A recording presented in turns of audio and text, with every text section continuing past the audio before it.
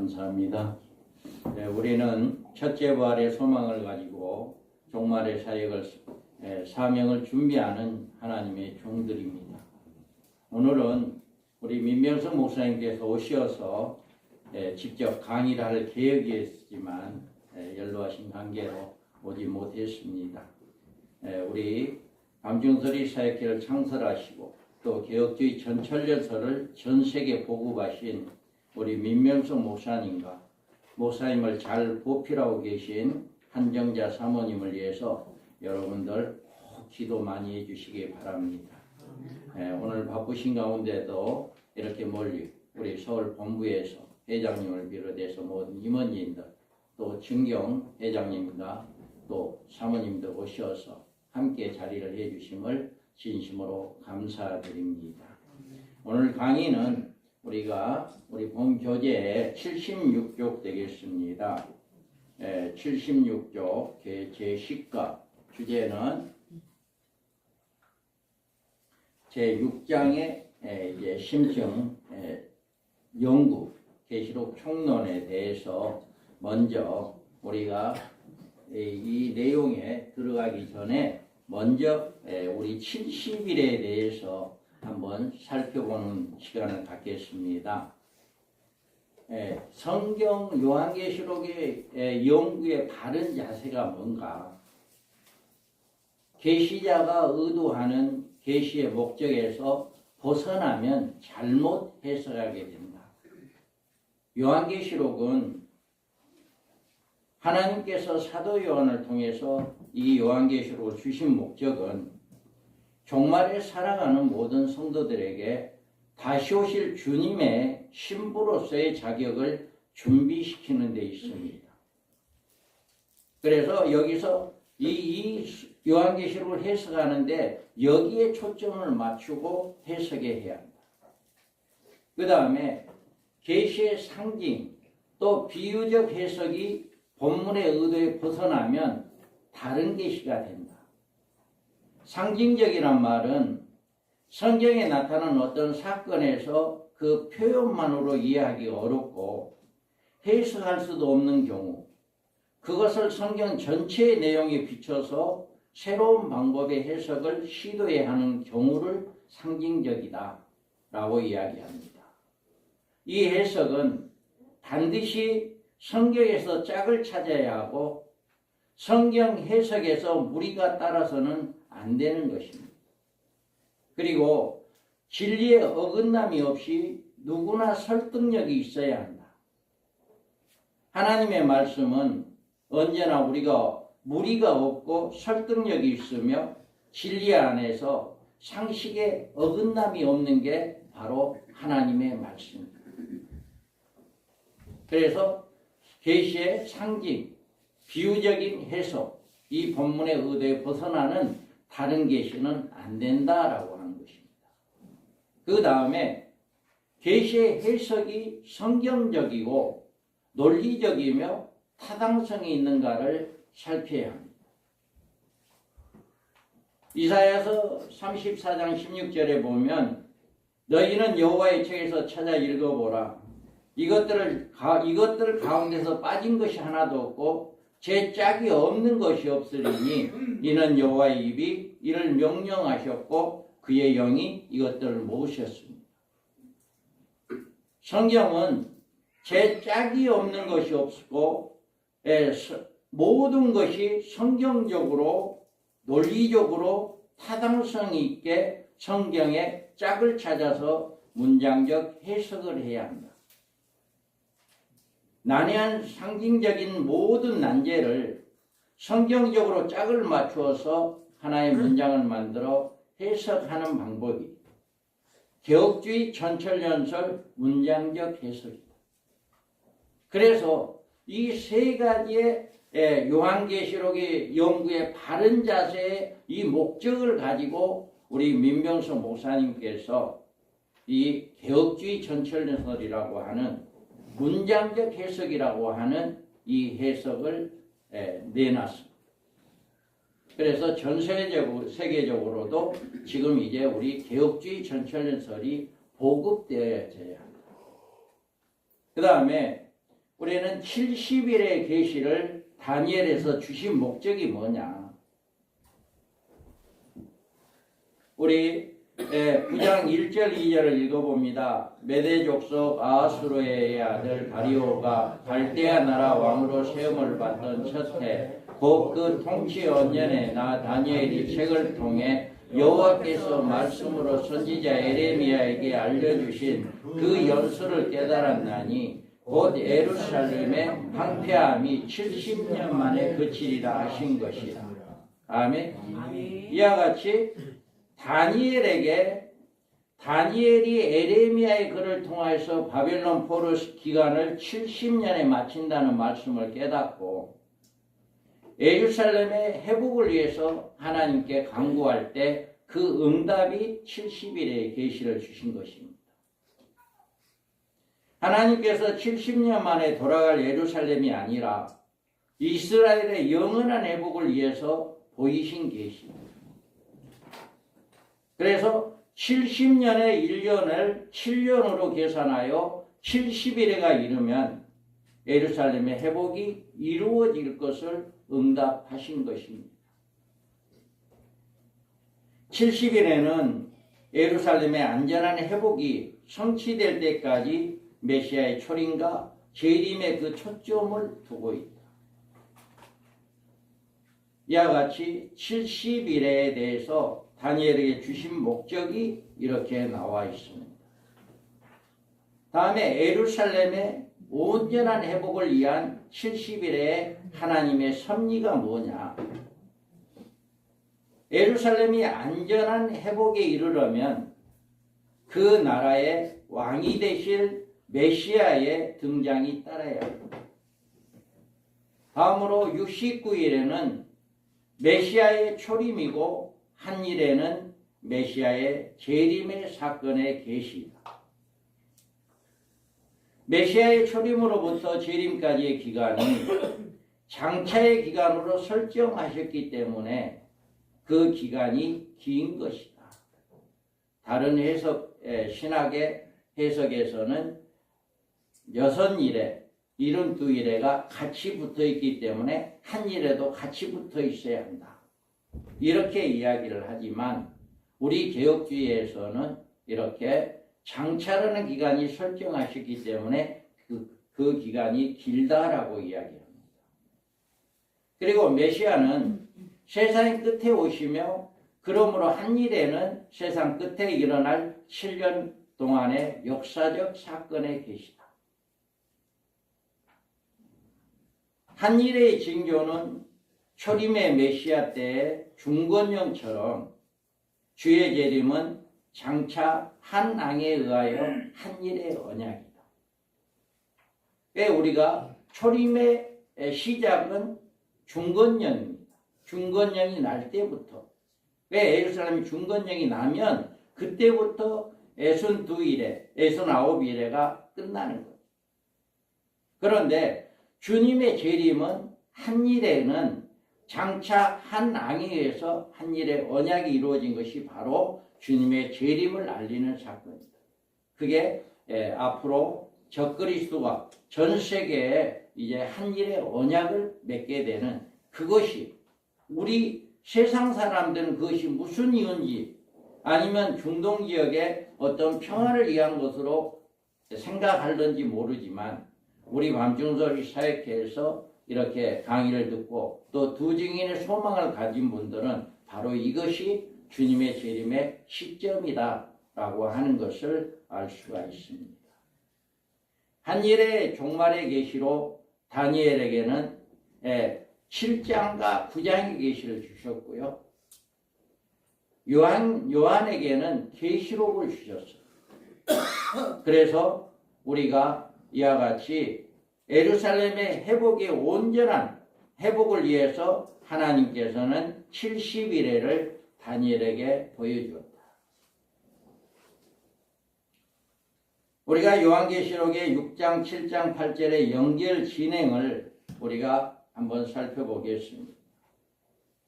요한계시록의 연결과 진행 요령은 7인과 7 나팔이 요한계시록의 구심점이며 일곱인과 일곱 나팔의 계시록 전체 계시의 큰 줄기가 됩니다. 계시록의 핵심은 첫째 인의 흰말과 넷째 인의 청색 말과의 투쟁으로 전개되며 이 두 말의 등장과 활동이 계시록의 큰 비중을 차지하게 됩니다. 그리고 일곱인과 일곱 나팔 사건이 계시록 전반에 걸쳐서 사건과 사건으로 연결되고 종말 계시가 진행되어집니다. 계시록의 사건 전체는 장이나 구절의 순서대로 진행되는 게 아니라 인과 나팔 사건의 연결에 따라서 진행되어집니다. 계시록에 대두된 문제를 인과 나팔과 연결시켜 하나하나 구체하여 그 사건에 대한 해석을 진행하는 것이 문제의 결론을 내려야 한다. 우리가 이와 같이 이런 문제 방법을, 해석 방법을 가지고 이렇게 요한계시록의 인과, 타, 나팔, 대접 이것이 다 연결되어집니다.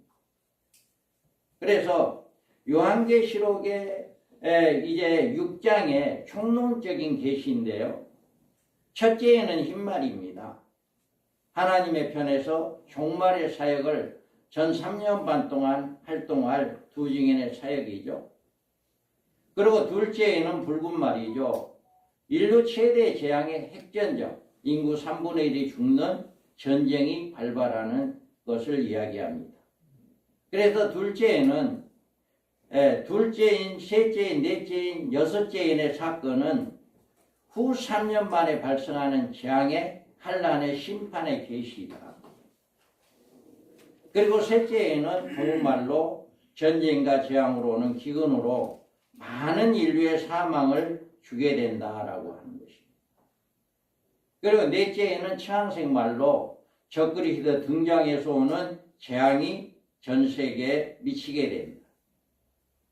다섯째에는 순교자들의 제단 아래서 핏값의 신원을 호소한 순교자들이 우리의 핏값을 언제 갚아줄랍니까? 라고 하는 그 호소가 바로 다섯째입니다.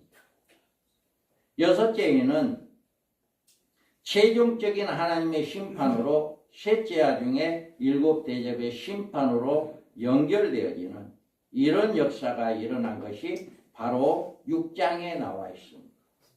그래서 6장은 계시록 총론이다 라고 이야기합니다. 다음에 우리가 7장은 종말을 당할 교회가 어떻게 되느냐고 하는 것을 보여주는 것입니다. 그래서 우리 하나님의 종들 14만 4천의 종말 사명자들로 두 증인의 사역을 하게 된다. 그래서 이 14만 4천이 굉장히 문제가 많죠. 누구냐? 이 14만 4천을 이스라엘의 육적인 이스라엘이다. 아니면 구원받은 총수이다. 라고 이렇게도 해석을 합니다. 하지만 우리 개혁주의 전철전설에서는 14만 4천을 종말 사명자로 두 증인의 사역자로 이렇게 해석을 하고 있습니다. 그리고 흰옷 입은 무리는 두 증인의 예언 사역으로 전 세계의 교회에서 나오는 성도들이다 라고 이야기합니다. 그리고 환란날의 예비처가 있습니다. 짐승의 통치기간인 후 3년 반에서 교회를 안전하게 예비한 그곳에서 후 3년 반 동안 안전하게 보호를 받는 예비처가 있는 것이다. 이와 같이 7장은 환란 중의 교회의 승리, 첫째인과 첫째하의 계시다. 이게 바로 7장의 주요 내용입니다. 그 다음에 8장은 환란 세력의 등장과 그로 인하여서 세상에 임하는 세 가지 하를 8장에서 나오고 있습니다. 그래서 첫째, 둘째 나팔은 짐승과 제7제국의 등장입니다. 다니엘서에 우리 한번 크게 읽어봅니다. 내가 밤 한상 가운데 그 다음에 본 넷째 짐승은 무섭고 놀라우며 또 매우 강하며 또 새로 된 큰 이가 있어서 먹고 부서뜨리고 그 나머지를 발로 밟았으며 이 짐승은 전에 모든 짐승과 다르고 또 10뿔이 있더라. 내가 그 뿔을 유심히 보는 중에 다른 작은 뿔이 그 사이에서 나더니 첫 번째 뿔 중에 셋이 그 앞에서 뿌리까지 뽑혔으며 이 작은 뿔에는 사람의 눈 같은 눈들이 있고 또 입이 있어 큰 말을 하였더라. 아멘. 이와 같이 짐승과 10뿔이 하나가 됩니다. 그래서 짐승을 도와주는 10뿔이 짐승을 도와줘서 하나가 되어서 전 세계를 이렇게 이제 이끌어 나갈, 환란 세계로 이끌어 나갈, 이게 바로 첫째 나팔과 둘째 나팔이다. 다음에 우리는 또 계시록 13장 1절에 보면 내가 보니 바다에서 한 짐승이 나오는데 뿔이 10이요 머리가 7이라. 그 뿔에는 10안간이 있고 그 머리들에는 신성 모독하는 이름들이 있더라. 이와 같이 바다에서 올라온 짐승이 바로 10뿔을 가지고 있다. 그 10뿔이 바로 10제국이다. 마지막 때 앞으로 10제국이 이렇게 모여서 그게 이제 바로 적그리스도와 하나가 되어진다 라고 하는 것을 말씀을 하고 있습니다. 그 다음에 우리가 셋째, 넷째 나팔은 음녀교회의 등장과 음녀화된 세계의 영적 흑암입니다. 우리 계시록 17장 3절에서 6절 누가 마이크를 가지고 한번 읽어보세요. 네. 마이크 우리 목사님이 하실래요? 김문재 목사님이 하실래요? 네. 선생님 하라면 해야지.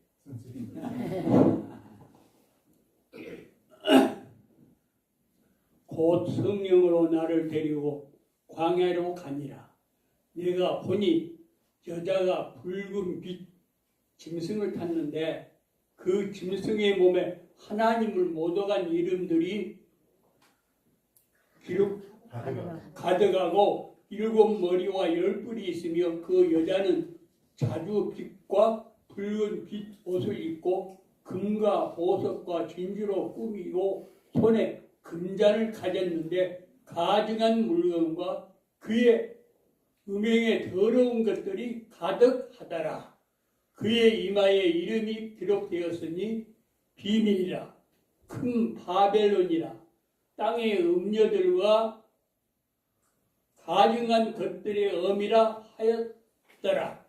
또 내가 보매 이 여자가 성도들의 피와 예수 증인들의 피에 취한지라.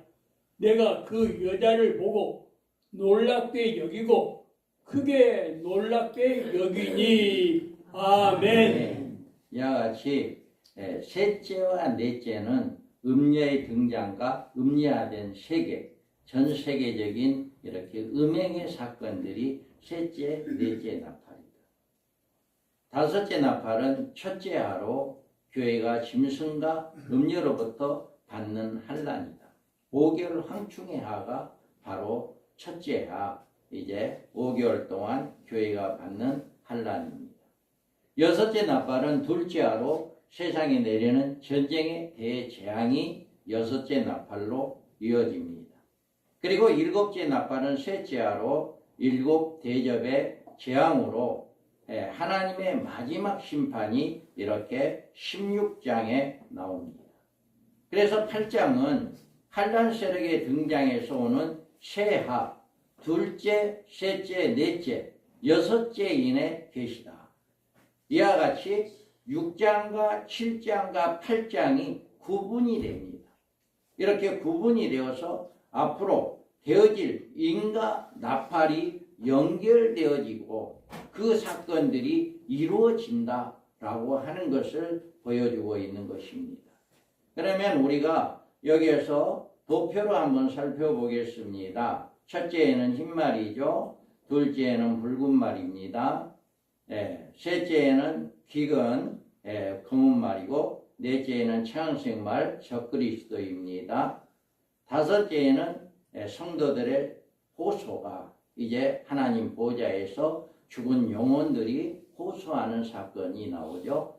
그래서 여섯째에는 주님의 재림이고, 이제 일곱 나팔로 이제 일곱째에는 일곱 나팔, 여섯째에는 총 이것을 다시금 일곱 나팔로 연결됩니다.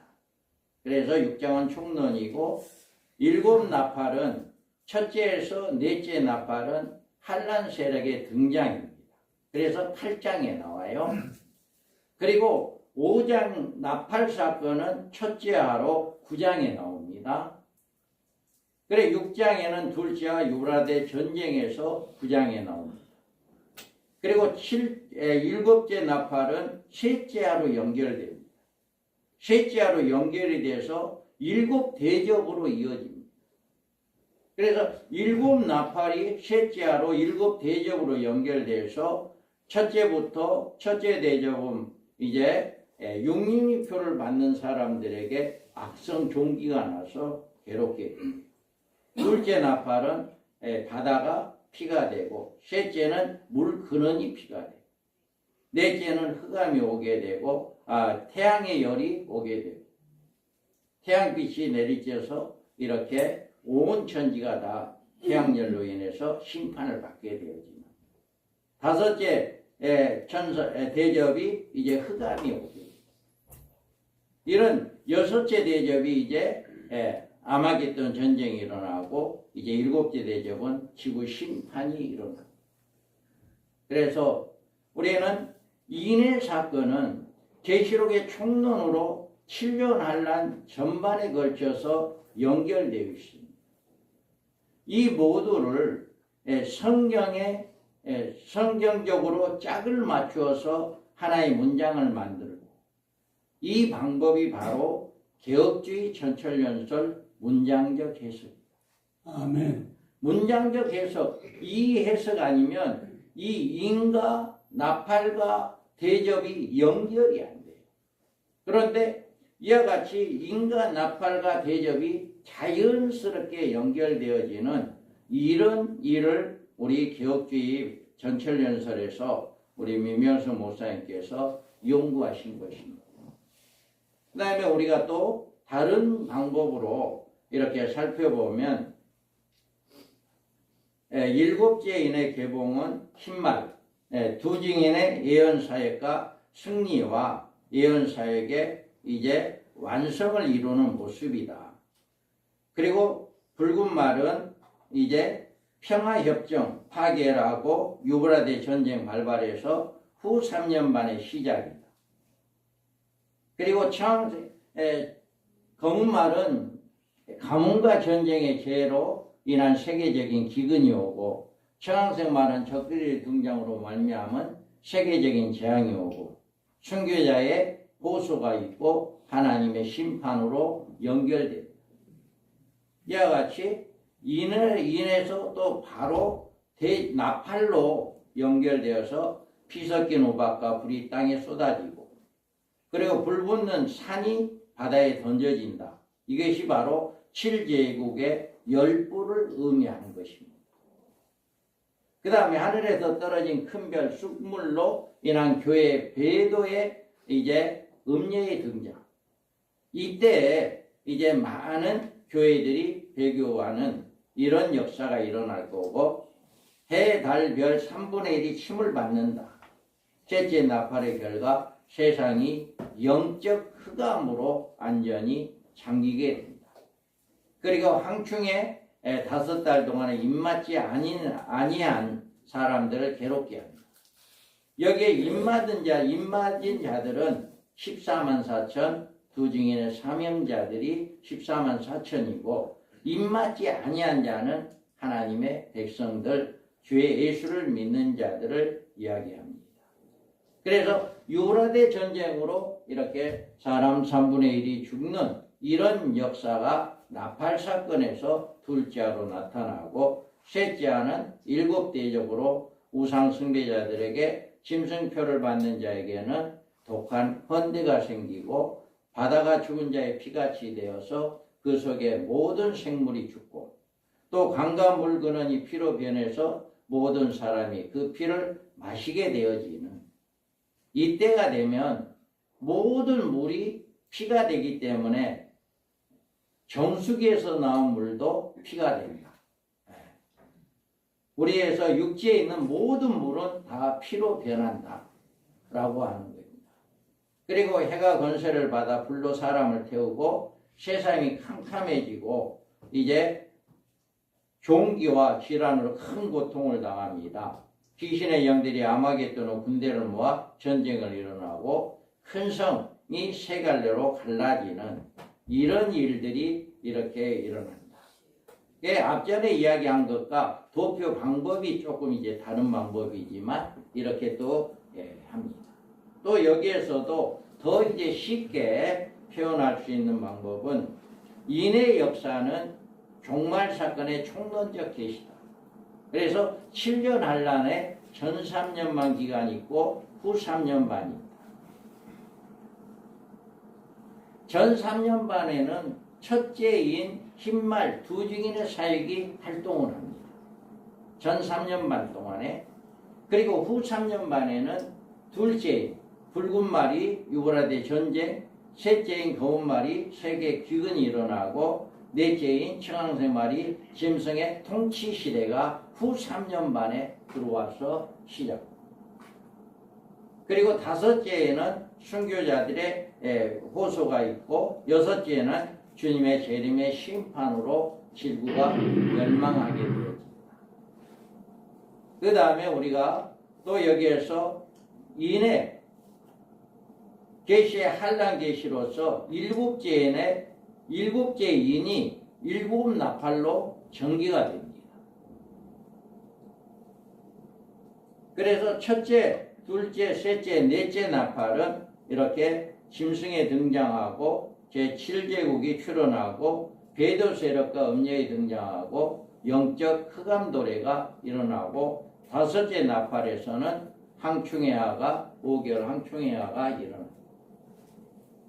그리고 후 3년 들어와서 여섯째 나팔 사건에 유브라데 전쟁이 일어납니다.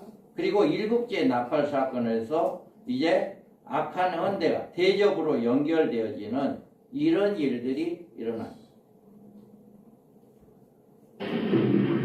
그래서 일곱 대접 때 이렇게 지구가 폭발하게 되어지는 이런 역사가 일어납니다.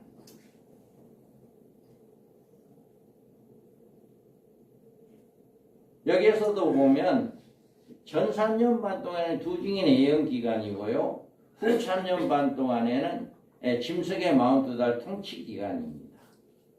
그래서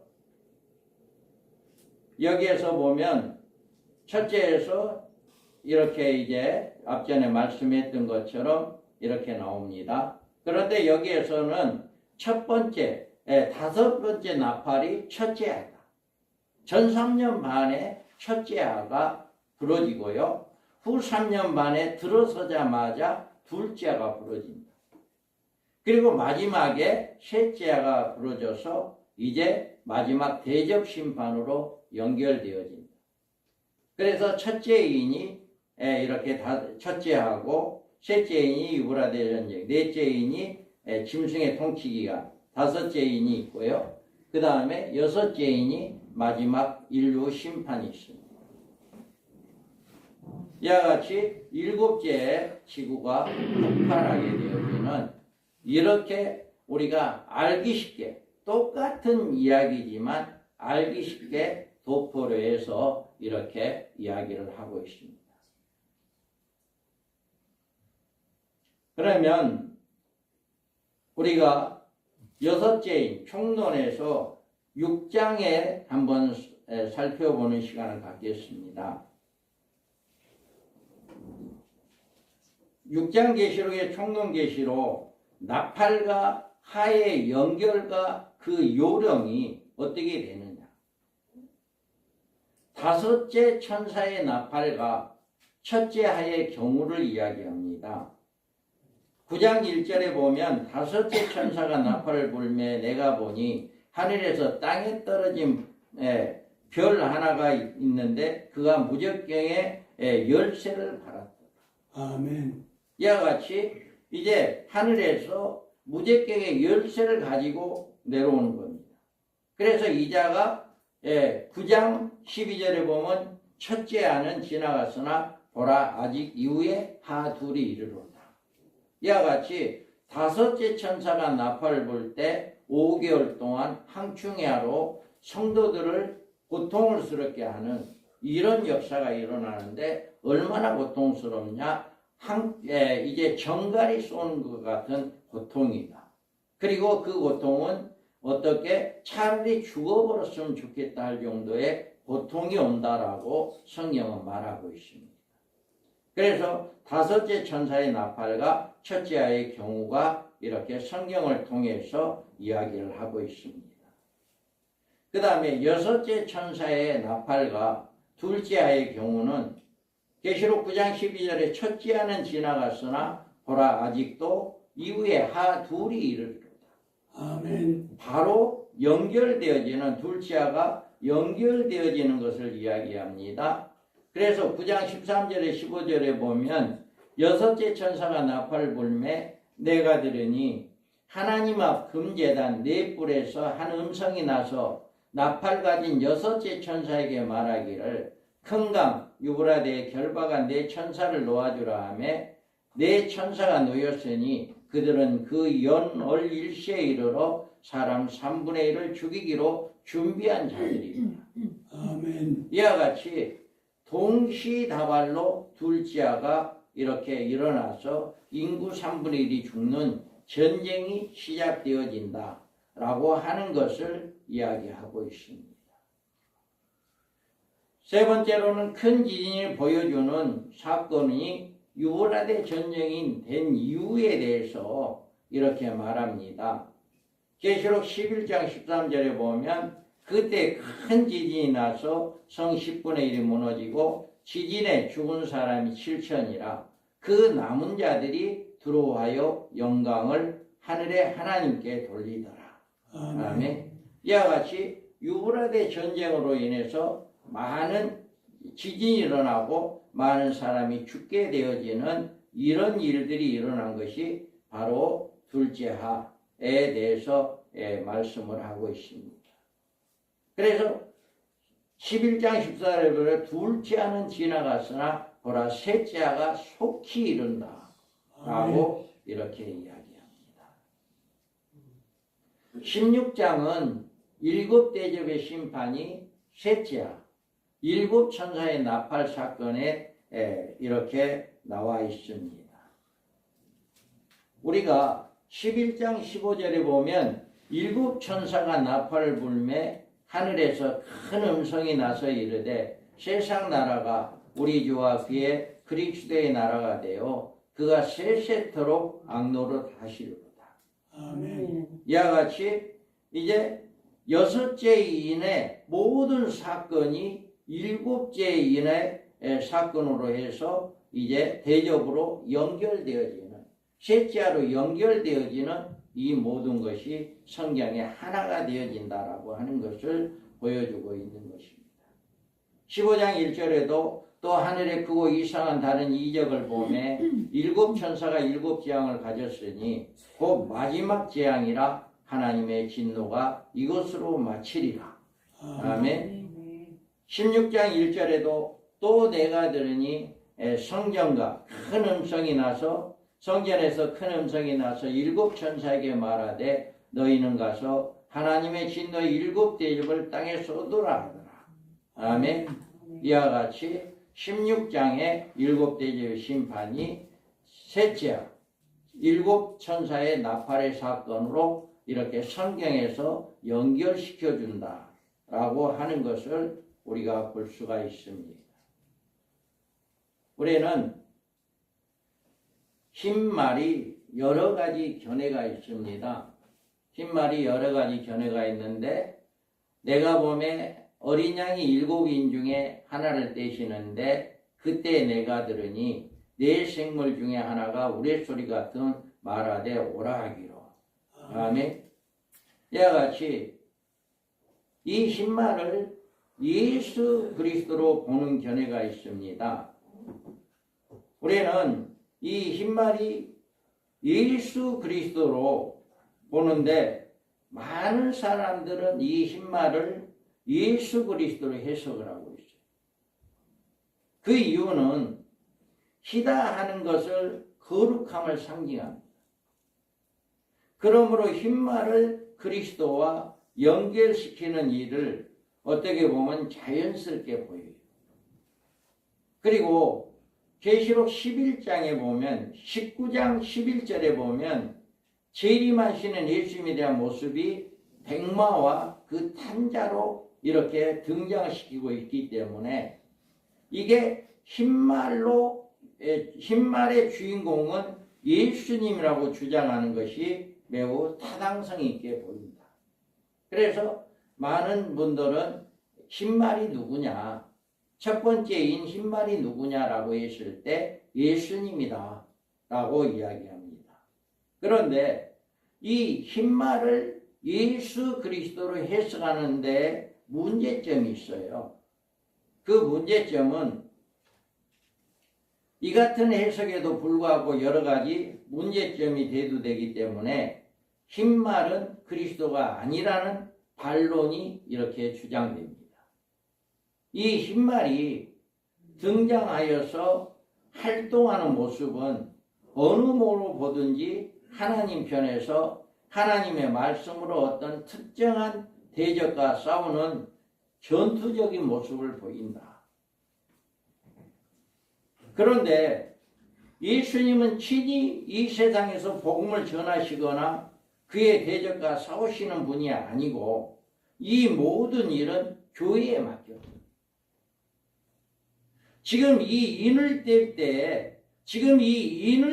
때에는 예수님이 직접 나와서 싸우는 시기가 아니다. 이 인을 뗄 때는. 그래서 주님은 다만 성령의 권능으로 우리를 이길 수 있는 힘을 주셔서 교회를 통해서 이제 이 세상에서 싸우게 한다라고 하는 거죠. 그래서 예수님 직접 지금 인을 떼고 있는데 와서 싸워서는 안 된다라고 하는 거죠. 그리고 두 번째로는 예수님은 지금 종말적인 심판을 집행하시는 총사령관으로 이 모든 일을 지휘하시는 이치에 계신다. 지금 이 인을 떼고 있는 이때의 상황을 이야기하는 거죠. 그 예수님은 지금 인을 떼고 있는데 첫 번째 인을 뗄 때 이 땅에 와가지고 적그리스도로서 이제 활동을 한다. 이것이 조금 앞으로 둘째 인도 떼고 셋째 인도 떼고 이렇게 역사의 무대에 흰말을 타고 친히 나타나신다고 하는 이해하기가 좀 어렵다. 그래서 계시록 6장 2절에 보면 이에 내가 보니 흰말을 있는데 그 탄자의 활을 가졌고 멸류관을 받고 나아가서 이고 또 이로고 하더라. 여기서 나오는 흰말 탄자의 멸류관은 안간이 아니기 때문에 그 멸류관을 받아 쓰시니까 예수님이 아니라는 견해입니다. 여기에서 왕관이라고 하는 것은 왕이 쓰는, 예수님이 쓰는 왕관이 아니다라고 하는 거죠.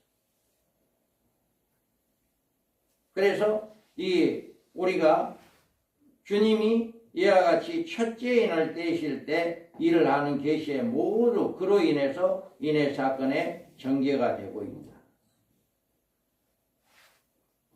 자, 여기에서 보면 조금 전에 말씀했듯이 멸류관을 받고 나아가 이고 이기로다 하다 이렇게 말하고 있습니다. 그래서 예수님은 왕이시기 때문에 언제나 안관을 쓰신 분으로 계시되어야 합니다. 여기에서 보면 멸류관이란 말은 헬라어에는 두 가지 낱말로 구분하고 있습니다. 하나는 왕관으로서 디아데마타이고 다른 하나는 충성된 하나님의 종들에게 주는 스테파노스라는 이름을 가지고 있습니다. 그리고 예수님의 쓰신 멸류관은 왕관으로서 디아테마타이다. 그래서 예수님은 왕으로서의 디아테마타 왕관을 쓰실 분이지 충성된 하나님의 종들에게 상급을 주시는 스테파노스를 쓰신 분이 아니다. 그렇기 때문에 지금 6장의 2절에 나와 있는 이 말씀은 왕관이 디아테마타가 아니라 스테파노스다. 그렇기 때문에 예수님이 아니다라고 하는 것을 반론을 할 수가 있습니다. 또 반면에 흰말 탄자를 적그리스도라고 해석하는 견해가 있습니다. 이들의 주장에 따르면 흰색깔은 사탄의 이선을 나타낸 것이라고 이렇게 말을 합니다. 그리고 흰말 탄자가 가지고 있는 활은 악한 자의 무기라고 이야기를 합니다. 이들은 흰말 탄자가 쓰고 있는 면류관이 스테파노스인 것으로 그가 바로 적그리스도라는 증거라고 주장하고 있어요. 그런데 만약 예수님이라면 디아테마타를 쓰셔야 하는데 그자가 스테파노를 썼으니 예수님이 아니라 적그리스도다. 이렇게 해석을 하고 있거든요. 이 같은 해석은 요한계시록에 편파적으로 해석하는 세대주의 신학에서 뿌리를 내리고 있다. 그래서 이와 같이 우리가 그러면 여기에서 보면 흰말 탄자를 적그리스도로 해석하는 문제죠. 왜 이게 적그리스도로 해석하는데 왜 문제가 있느냐라고 하는 것을 우리가 살펴보겠습니다. 적그리스도는 흰말로 등장하는 자가 아니라 넷째 말인 청황색 말로 등장하는 겁니다. 분명히 적그리스도는 넷째인 청황색 말이 적그리스도인데 흰말이 될 수가 없다는 거죠. 그리고 종말 사건을 다루고 있는 요한계시록에서 사탄이나 적그리스도와 쓰고 나오는 면류관은 스테파노스가 아니라 예수님과 똑같은 디아테마타이다. 적그리스도 왕으로서 왕관을 쓰는 거지 충성된 종들이 쓰는 스테파노스가 아니다 라고 하는 것을 이야기합니다. 12장 1절에 하늘에도 큰 이적이 보이니 해를 놓임을 한 여자가 있는데 그 발 아래는 달이 있고 그 머리에는 12별의 간을 썼더라. 아멘. 이 간이 바로 스테파노스가 아니라 디아데마다. 사탄의 상징하는 붉은 용에 대해서 이와 같이 12별의 간이다 이야기했는데 바로 이와 같이 디아테마타인 것을 이야기할 수 있습니다. 그 다음에 13장 1절에도 내가 보니 바다에서 한 짐승이 나오는데 뿔이 열이요 머리가 7이라 그 뿔에는 10 왕관이 있고 아멘. 여기에 왕관이라고 하는 것도 바로 이제 이 10 면류관이 있다라고 했는데 이것이 바로 스테파노스인 것이 아니라 이제 디아테마타이다.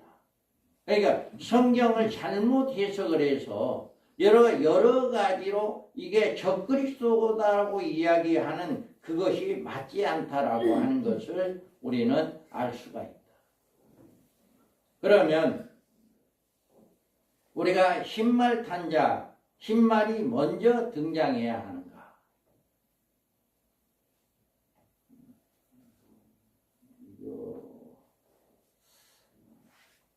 자, 그래서 우리는 흰말은 종말의 순교적인 예언의 사역자들이고 택한 백성들의 구원의 역사들을 이룬 것이다. 계시록은 성도들을 심판해서 구원하시기 위해서 교회에 주신 종말 계시입니다. 아모스 3장 7절에 보면 주 여호와께서는 자기의 비밀을 그 종 선지자들에게 보이지 아니하시고는 결코 행하심이 없으시리라. 아멘. 모든 일은 하나님께서 먼저 주의 종들에게 선지자에게 보이시고 일을 행하신 분이에요.